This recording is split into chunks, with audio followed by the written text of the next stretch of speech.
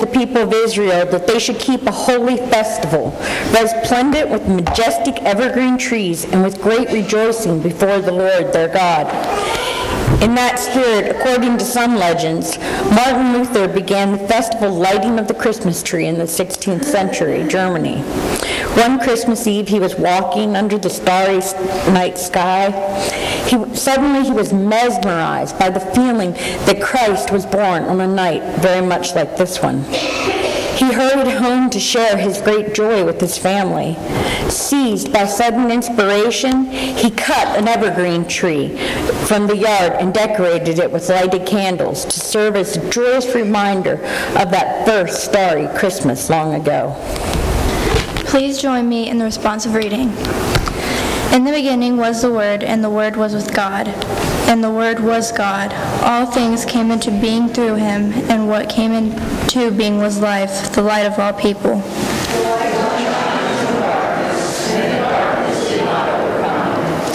The true light is Jesus. In him the Word became flesh and dwelt among us. In Jesus we see the glory of God and his Son, full of grace and truth. For you will go out in joy and be led back in peace. The mountains and the hills before you will burst into song, and all the trees of the field will clap their hands. Instead of the thorn, an evergreen will grow, and it will be the sign of eternal life.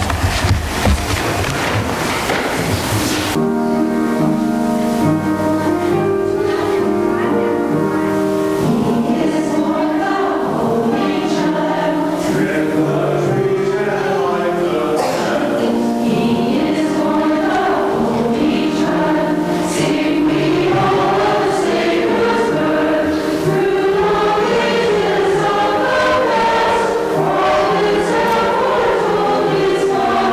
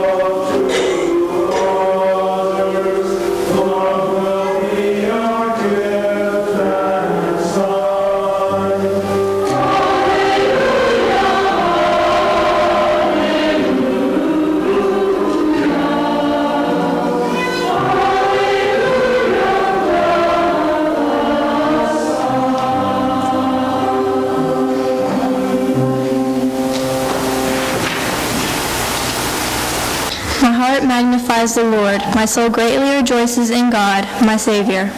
Rejoice, Emmanuel comes. God has looked with favor upon me, a lowly maidservant, and because of this all people will call me blessed. Rejoice, for God puts down the mighty and exalts the lowly. God has fulfilled the promise he made to our ancestors, and he has been merciful to the family of Abraham. Rejoice, the God of love is with us.